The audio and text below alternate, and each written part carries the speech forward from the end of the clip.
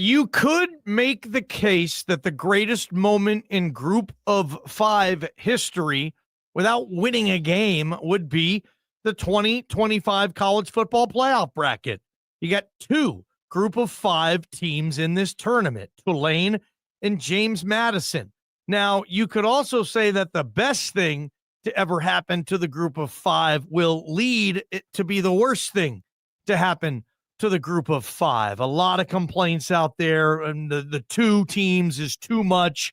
We wanted to get your thoughts. Do you buy into the fact that ultimately this could hurt the group of 5 chances in this tournament if Tulane and JMU, as Prater likes to say, get motorboated in the first round?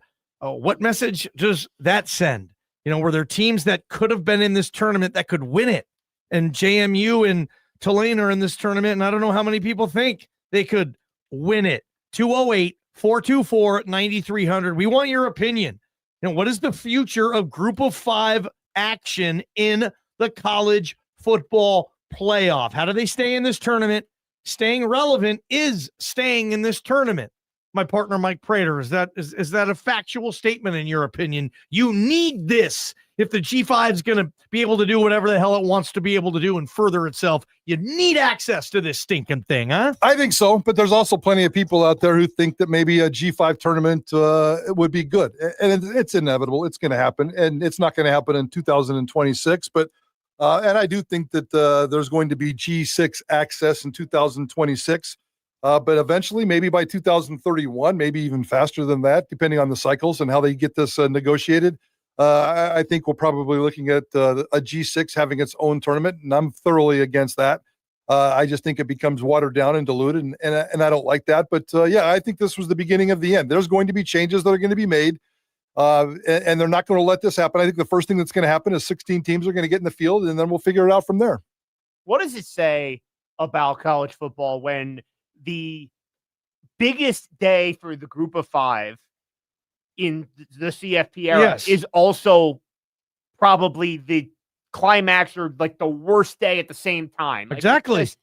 Because anybody that is taking aim at James Madison and at Tulane here, in my opinion, is completely misguiding their frustration, because I think that this is all the problems that I have had with college football. The biggest one is that the little guy just doesn't get enough of a chance. And then the one year that the little guy gets a little bit more of a larger piece of the pie, everybody's mad. Yep. I mean, you're basically just saying that the quiet part out loud, that none of these schools really have a chance to do anything. So get them out of our big postseason tournament to begin with. Well, yeah, I see. I think you're a little misguided there. I mean, nobody's upset at Tulane. There isn't a single human being out there upset at Tulane. James Madison is the angst here. James Madison has no business being in this tournament. If it was just Tulane, it would be business as usual, just like a Boise State going to play Penn State in the Fiesta Bowl. Nobody had an issue with that. Nobody's going to have any kind of issues. It's the second thing. It's the ACC's fault here. It's the lack of a crime, or it's the crime that the ACC committed that put us in this situation. If the G5 goes away, we'll always forever be able to blame the Atlantic Coast Conference for their idiotic behavior and how they handled tiebreakers this past offseason. James Madison has no business being in this tournament. Zero. None whatsoever. And it's not a big day. It's a sad day. It's a joke of a day. We all love group of 5 access, but there isn't a group of 5 proponent out there who thinks it's right that James Madison's in this tournament. I don't think. I mean, it would be a sales pitch. It would be a group of 5 lobbyist that is saying how wonderful it is. But yeah, hold on. There's nobody that's saying James Madison belongs in, but at the same time, the ACC champion was Duke. What's wrong with saying that James Madison's better than Duke? What exactly is the problem there? Well, we have to follow rules. Yeah. So it starts there. You have to follow the rules. Yeah. And the rules are the 5 highest conference champions. Right. So your argument's hypothetical. JMU's ranked higher than a 7-5 Duke.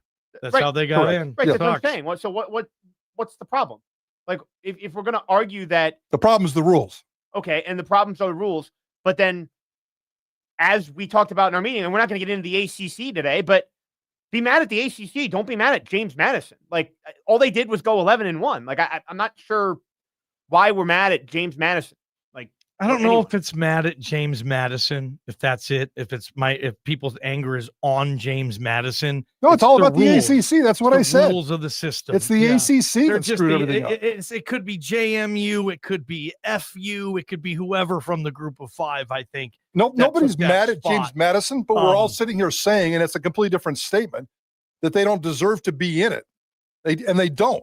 That doesn't mean I'm mad at them. They just don't. James Madison has no business being in this tournament. None whatsoever. Well, plenty of people would say that Tulane is not as good as Notre Dame. I mean, Tulane by the rules belongs in, and that's fine. Yeah. But can't you say the same thing that, oh, well, Vanderbilt would beat Tulane, and, Notre Dame would beat Tulane, and Texas would beat Tulane? I mean, how's it any different of an argument? Because everybody is comfortable with the one G5 guy, the one G6 team getting access into the tournament, the one little guy. And that's the rules. That's the way they were built.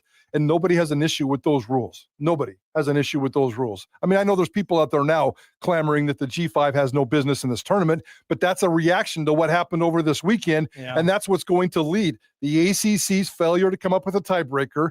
James Madison having no business being in this tournament is going to screw it up for everybody. I think Notre Dame, there's so many teams that should be in this tournament over JMU. 208-424-9300. We want to hear from you guys and, the future of the group of 5 in this tournament. Does it have to play well? I mean, does it have to do anything? Let's get to some of these calls. Tony in Middleton is first up on the Taco Bell hotline. Tony in Middleton, go for it, pal. You're up. Yeah. I think, it's just interesting because they try to keep the little guy down. And last year, we got a bye, so they had to fix that. Yep. And then this year we got 2 in, so they're going to fix that. And they're going to make sure that the big dogs get in. I mean, the Notre Dame thing was interesting because I think some of the big dogs are like, you know what, screw Notre Dame. They need to get into a conference. They don't get all the perks, but yet the revenue comes from Notre Dame getting in because they got a lot of eyeballs, right? So I think it's kind of mixed emotions with Notre Dame. But I think the biggest thing is, yes, I think they're okay with 1 G5 getting in. The 2 is going to be like, all right, we're going to fix that. So it only 1 G5 can get in, period. That's what they're going to do. They're just going to change the rules like they always do. And it's all about, like we said before, it's all about the revenue. It's all about money. So, but I also think it's about doing what's right. And we all loved what Boise State did last year. But come find me a sane person that thinks Boise State was a top 4 team last year. It's ridiculous. We said that on the show. Yeah. This is a joke that Boise State is the 3 seed. And now all of a sudden we're blaming the powers to be in college football for agreeing with a lot of things that a lot of people said last year. That rule needed to be changed. I want all rules to be changed to make this thing make sense. And giving Boise State a first-round bye and declaring them a top 4 team last year did not make sense. Yes, it's going to forever be known as the Boise State rule. But that doesn't mean it has to be a bad rule, guys. Just because the big dogs made that rule, I think it's a good rule. We don't want that kind of rule. I don't want that kind of thing in college football. I enjoyed what Boise State did last year, but that rule needed to be fixed. I would also ask you guys, why do all the rules have to change just because of the G5 or the G6? Like, name me a rule that changed with this format because of the Power 4. That didn't need to be one made because of the Power 4. Because the tournament, they only care about the P4. This is the auto bid for the G5 is just a token. Here you go. Now go get blown out. Yeah. And everybody's okay with one of those. Yeah. But now that there's 2, we have to change that. You already talked about the Boise State rule getting changed. All of this gets changed to squeeze the little guy out, and it's only going to get worse. All this is getting changed because we're trying to make something better. Okay, so making it better means less access for the G5? I want access for the G5 the way it was intended. 1 team.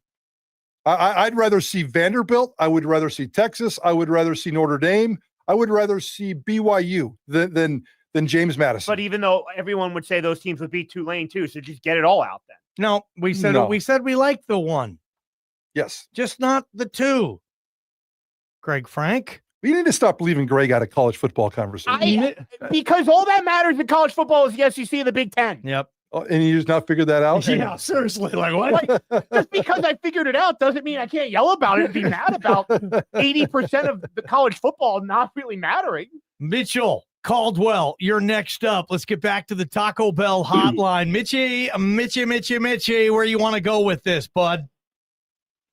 Well, I think because of the Boise State rule and the 2 group of five that got in this year. They need to eliminate the group of five and just let the group of fives do a playoff all on their own and just let the big boys play. I mean, I might be wrong, but that's what I think. So I'll leave it there and just listen to you. Appreciate the call. That's been in discussion in Prater. They would love that at the CFP headquarters if the G5 called them and said, hey, you know what? We're good. We're just going to do our own thing.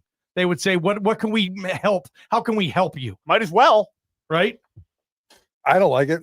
I will fight for that till the end of time. I want a G6 tournament, but I also want one G6 team going to the big tournament. You can't have both. You know, I want the star gets to go to that tournament, and then they have the other NIT if that makes sense. You can't have both. Robert in Boise, Taco Bell hotline. You want to get in on this, Robert? Here's your chance.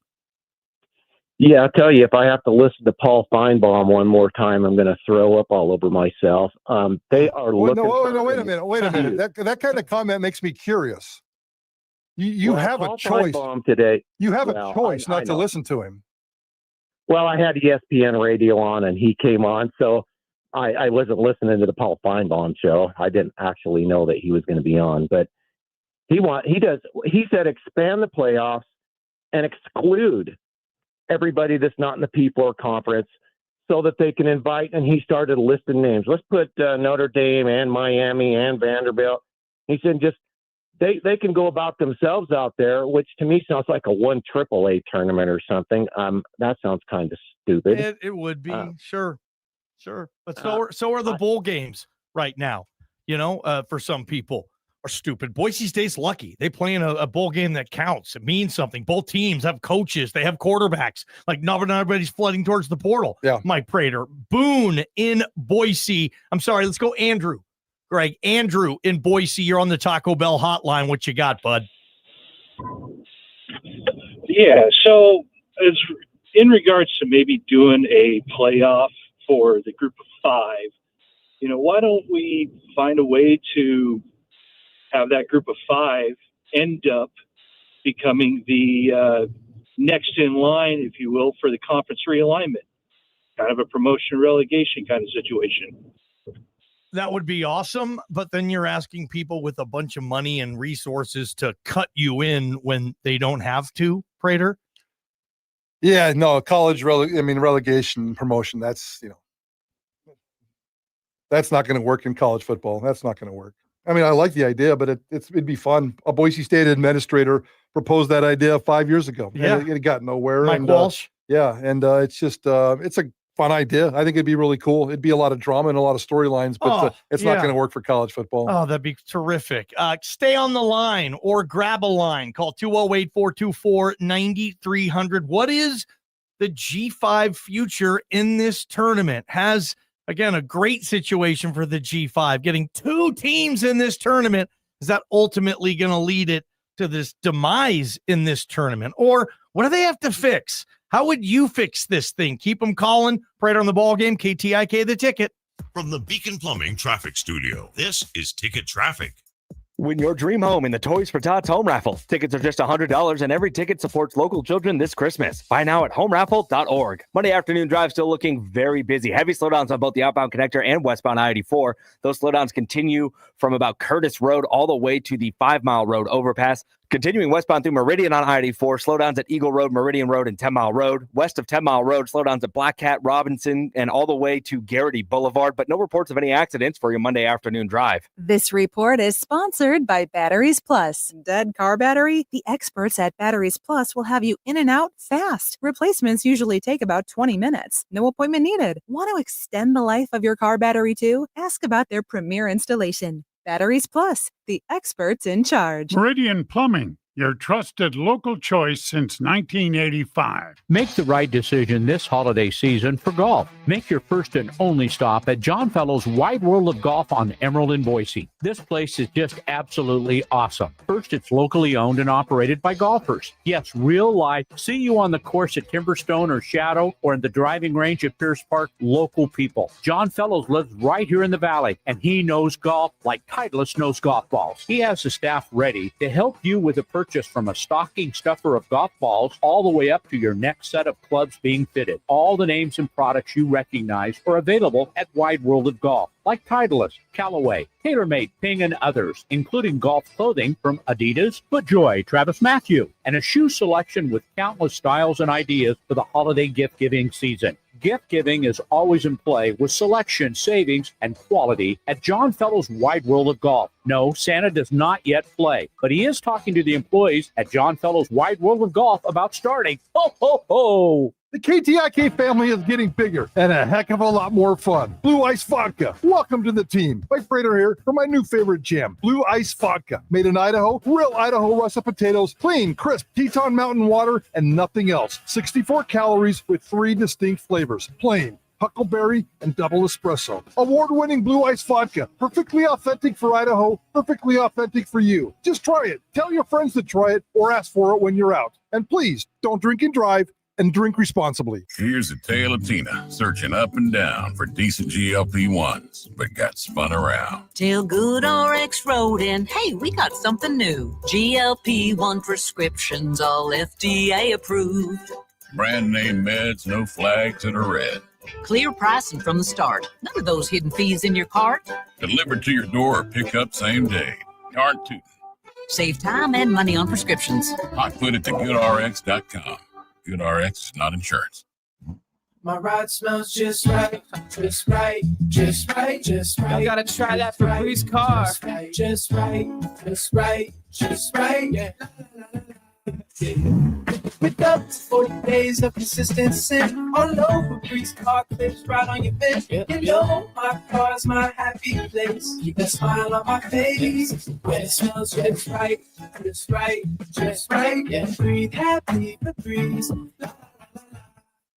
Every day is game day at Game Day Men's Health in Meridian. No shortcuts, just results. It's a defining new era in men's health. Game Day Men's Health in Meridian offers testosterone replacement therapy, erectile dysfunction, weight loss, and vitamin therapy. Spaces designed for men. Privacy, comfort, flat screen TVs, an in-house laboratory nailing down your testosterone level in a matter of minutes. Start living your best. Game Day Men's Health in Meridian.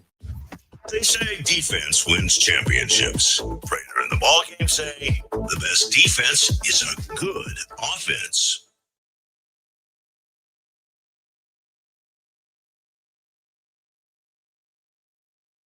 You know, talking about group of 5 access and the future of the group of 5 in the college football playoff. Well, Spencer Danielson, yes, he weighed in on this early and had this to say.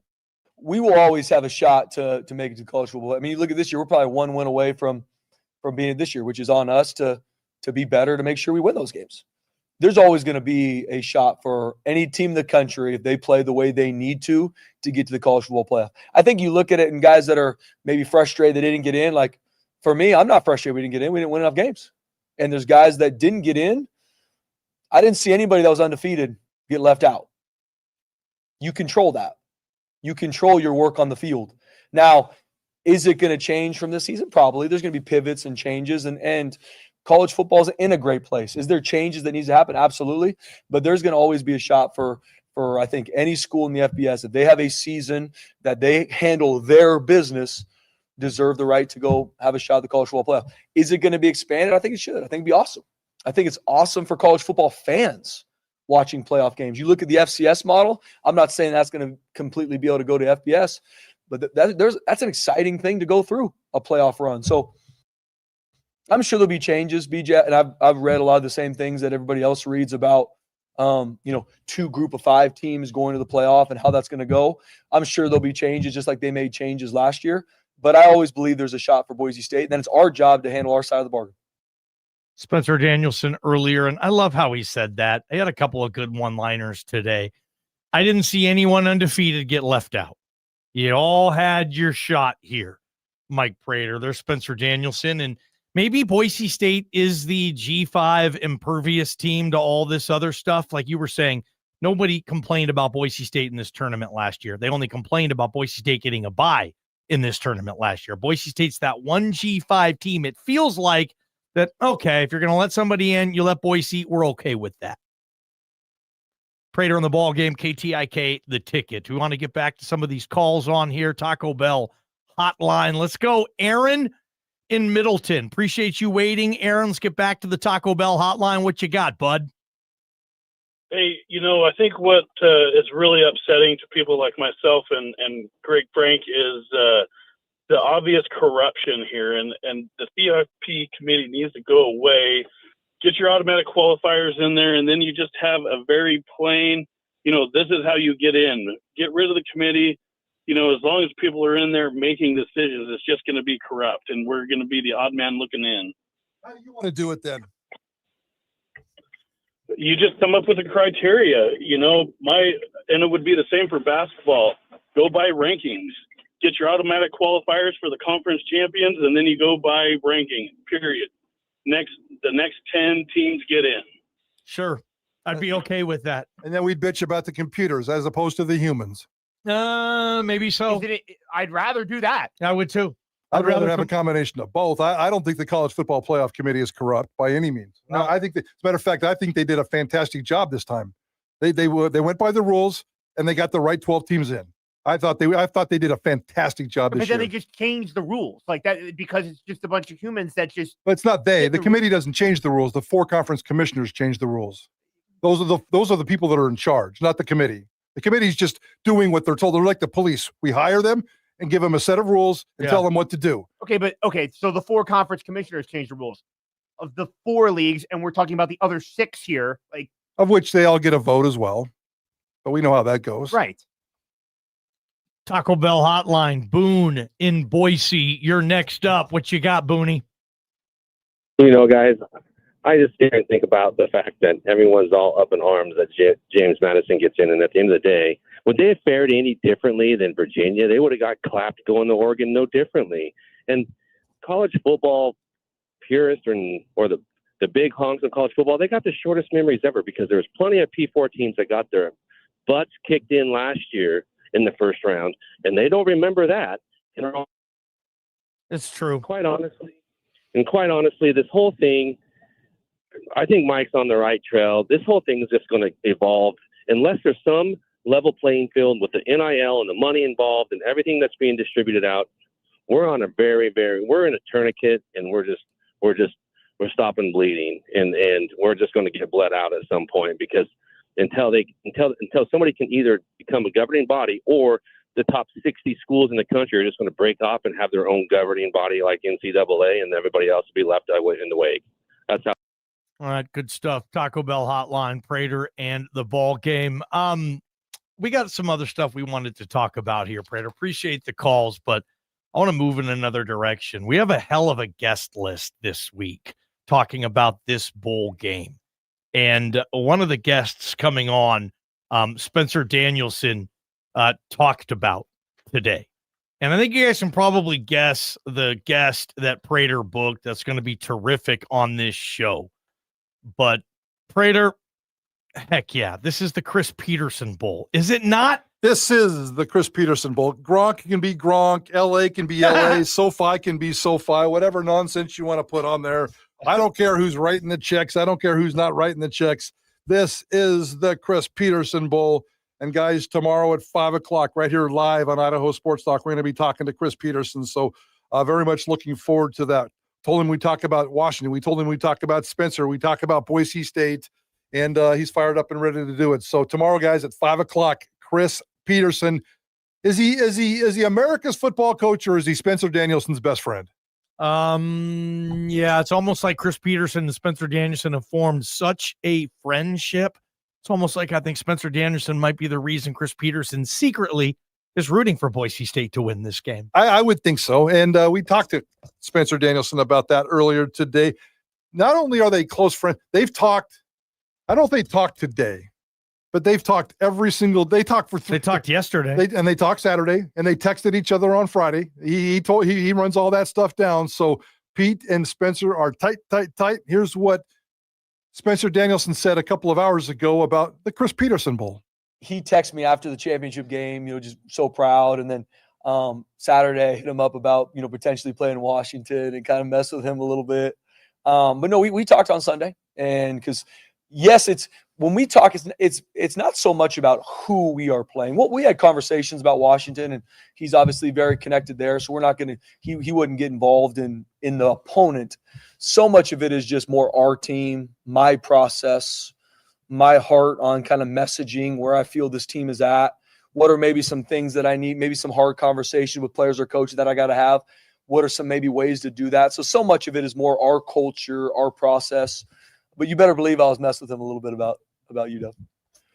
5 o'clock tomorrow, guys. Chris Peterson jumps on our show about once a year.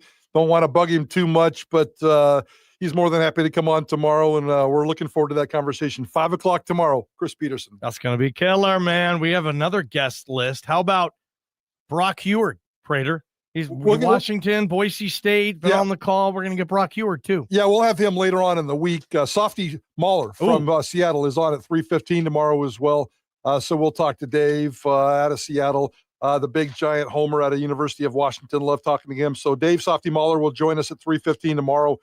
Pete tomorrow at 5. We'll get Brock Heward on later on in the week, and then working on some other angles too. We're going to dive into the Potato Bowl and what they got going on. Really cool there, and a whole bunch of other guests that we're working on too. There's one that I'm really, really excited about that hopefully we can latch on to. This person, I won't say their name because I don't want to jinx it, but this person is highly connected to Boise State, highly connected to the University of Washington, and highly connected to SoFi Stadium. I have no idea who you're talking about. Yeah, you do. Yeah, you do. You're just playing along. All right, Prater. 208-424-9300. Who do you think Prater's talking about there? Shoot us a text and let us know. Oh, my gosh. Did you guys see this? A veteran NFL quarterback might come out of retirement to play for who? Probably the Colts, right? Greg, let's get to the news. But first, Banbury Golf Course, we didn't forget about you. We got soapboxes to hop on. KTIK, the ticket. This is Idaho Sports Talk with Prater and the